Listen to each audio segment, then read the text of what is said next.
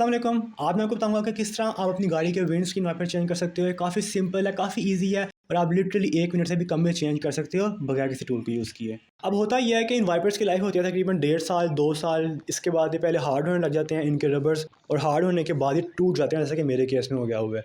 अब अगर आप टूटे हुए वाइपर या फिर हार्ड रबर वाले वाइपर यूज़ करोगे अपनी विंड स्क्रीन के ऊपर, तो उसके ऊपर परमानेंटली स्क्रैचेस पड़ जाएंगे। अब ये विंड स्क्रीन वाइपर सब गाड़ियों में सेम होते हैं, कोई फ़र्क नहीं होता है ऐसा, बस फ़र्क होता है लेंथ का। इसलिए आपने अपनी गाड़ी की ही परचेज़ करनी है, क्योंकि लेंथ हर किसी की अलग होती है। और मज़े की बात यह है कि एक गाड़ी में 2 वाइपर सेम लेंथ के नहीं होते। मेरी गाड़ी का भी एक 20 इंचज़ का है और एक 17 इंचज़ का है। आपने अपनी गाड़ी का ही लेना है, खुद लेंथ मेजर कर लो या फिर गाड़ी के मॉडल के लिहाज से ले लो। अगर छोटे लोगे या बड़े ले लोगे तो या तो वो कम्प्लीटली वाइप नहीं करेंगे या आपस में टकराएंगे। तो ये रहे गाड़ी के नए वाइपर्स, प्लास्टिक बॉडी में है, एक बड़ा और एक छोटा, जैसे कि आप देख सकते हो।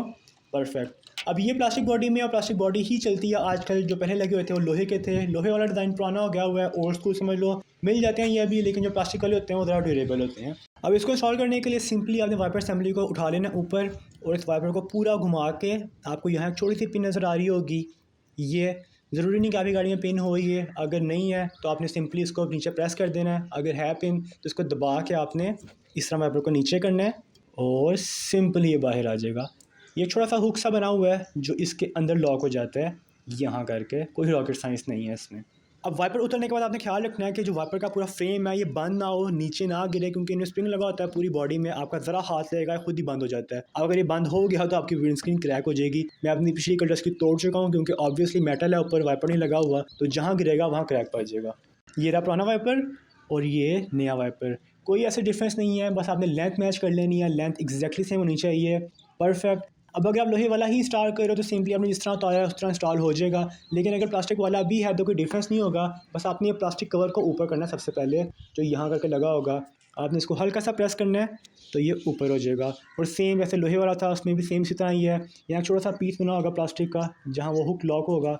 सिंपली आपने इसको डालना है अंदर की तरफ और हुक को 7 लाइन करके यहाँ ऊपर कर देना है, हल्का सा शेक करके इस तरह। परफेक्ट। अभी भी ये कम्प्लीटली लॉक नहीं हुआ, क्योंकि आप देख सकते हो कि इसमें हल्का सा गैप है। इस गैप को ख़त्म करने के लिए वाइपर को खींचना है हल्का सा इस तरह, और जो कवर है उसको बंद कर देना है। परफेक्ट। और simply same go for the other side. आपने वाइपर को उठाना है, इसकी पिन को दबाना है, हल्का सा प्रेस करना है और ये बाहर आ जाएगा इस तरह। ये वाला मैं आपको ज़रा पास से दिखाता हूँ। आपने सिंपली जो प्लास्टिक कवर है उसको जो रॉड सी है मेटल की, इससे पास करवा लेना है।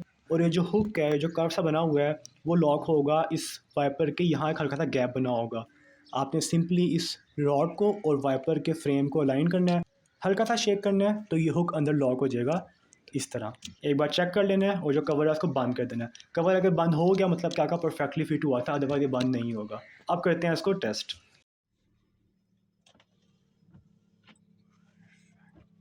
और फाइनली स्मूथ है, नॉइजलेस है, कोई लाइंस नहीं बना रहा, यानी कि एक परफेक्ट फिट था। That's it. Thanks for watching. अल्लाह हाफिज़।